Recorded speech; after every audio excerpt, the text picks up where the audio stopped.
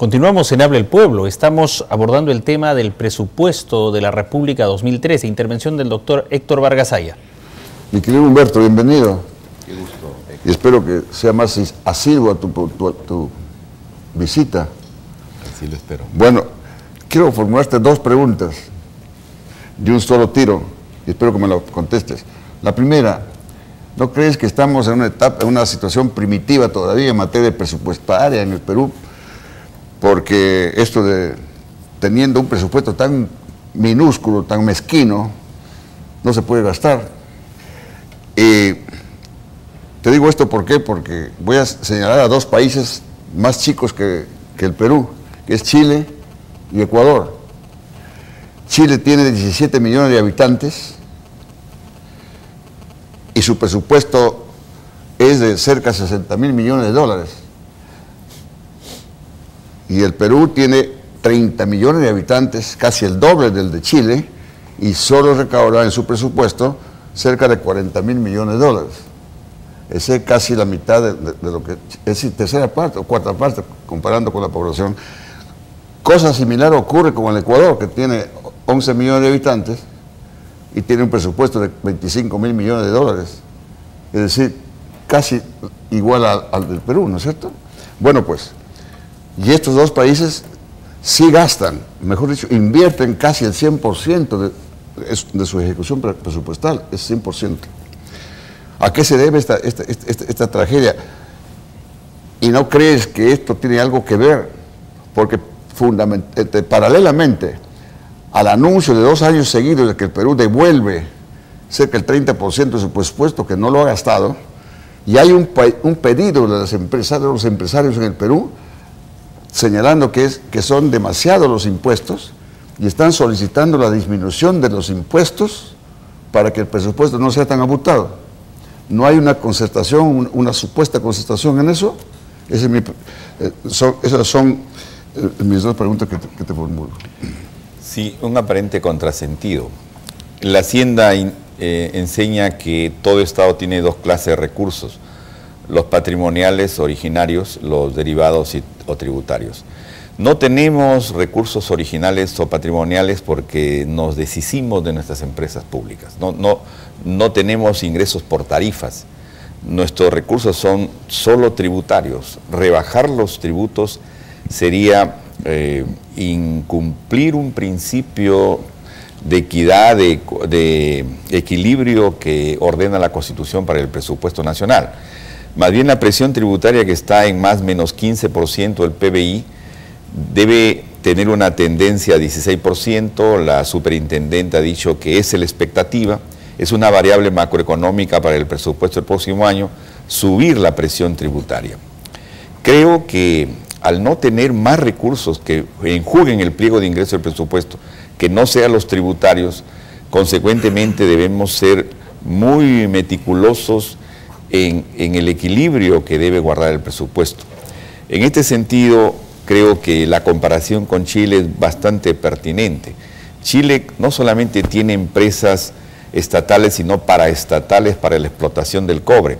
Evidentemente eso le acarrea recursos. Nosotros estamos contrasentido, concesionando la explotación de minería metálica y no metálica a empresas transnacionales. Ahora son los puertos. Y ahora, en esta hora de uniones aduaneras y de bioceanidad, debería ser siempre una nacionalización de puertos y no concederlos como se viene haciendo. Entonces acá hay problemas de origen que debemos contemplarlos para evitar seguir caminando en círculo. Creo que insistiré en el tema de la cuenta. Según el artículo 81 de la Constitución, el 30 de octubre, o sea, mañana, debería aprobarse la cuenta general del año pasado. Si el Congreso no aprueba la cuenta, que ya llegó con un informe del Contralor General, entonces el Ejecutivo se ve precisado a aprobarla por decreto legislativo. Y eso dice mal de la labor fiscalizadora del Parlamento. Entiendo que, siendo que el día de mañana no hay sesión del Pleno, pudiera ser el martes o el jueves que se apruebe la cuenta y como el Parlamento puede lo más y puede lo menos, el acta dirá 30 de octubre. Recuerdan ustedes cuando se paralizaba el reloj para aprobar el presupuesto en la fecha límite que decía la Constitución. Creo que deberíamos mirar con bastante atención y detalle el tema del presupuesto y de la cuenta, para evitar que hayan estas inejecuciones presupuestales, porque es una afrenta a la pobreza. Estamos con 21% de pobreza, y que hayan recursos no ejecutados dice mal de nuestra hacienda pública. El presupuesto por resultados debería ser algo que lo apliquemos ya. En el Ministerio de Economía, además de haber una Dirección Nacional de Presupuesto, hay una de presupuesto por resultados, que siempre está impartiendo indicadores de desempeño para medir las metas que se trazaron en enero, si se cumplieron en diciembre. Pero solamente estamos en el 40% del formato de presupuesto por resultados.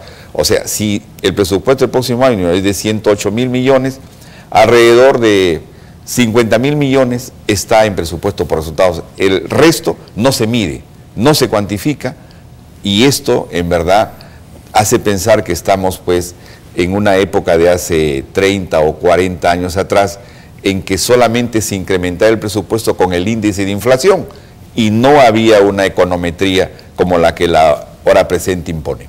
Doctor Luis Humberto Falla Lamadrid, una pregunta. El Parlamento debate el presupuesto que es enviado a su vez como un proyecto del Ministerio de Economía y Finanzas. Juega ahí bastante el Ministerio de Economía y Finanzas, pero sabemos que el Ministerio de Economía y Finanzas es muy reacio a aumentar, por ejemplo, menciono, a modo, digamos así de ejemplo, a la sanidad de las fuerzas policiales, o a los profesores y a los policías. ¿Hasta qué punto, dada su experiencia, podría ayudar el Parlamento y la realidad económica a mejorar los sueldos de policías, de personal de la sanidad de las Fuerzas Armadas y otros sectores públicos? Sí, el Parlamento no puede variar los límites, los topes con que llega el proyecto de presupuesto, pero sí entre pliegos hacer reajustes, y evidentemente estos incrementos salariales responden a un cálculo de probabilidades, porque la planilla lleva consigo una serie de beneficios adicionales más allá del nivel remunerativo. Consecuentemente, la prudencia con que el Ministerio de Economía se administra es porque hay un marco macroeconómico multianual al 2016 que establece como camisa de fuerza de la que no se puede exceder. Nosotros estamos insertos en un sistema financiero internacional y cada 3 meses llegan a auditores de organismos internacionales, de los cuales el Perú es parte, el Fondo Monetario, el Banco Mundial, y están monitoreando nuestra economía. Si se le va de la mano una variable al ministro de Economía, se pierde el equilibrio del presupuesto. Creo que la hacienda peruana ha tenido una mejora relativa respecto de hace 10 años o 15 años atrás. Nos falta caminar mucho. El ejemplo que ha puesto Héctor Vargas Saya es muy pertinente. Chile y Ecuador se administran mejor en la ejecución de sus recursos y evidentemente tienen ingresos a la vez que por tarifas, por tributos, que nosotros los tenemos solamente por este segundo concepto.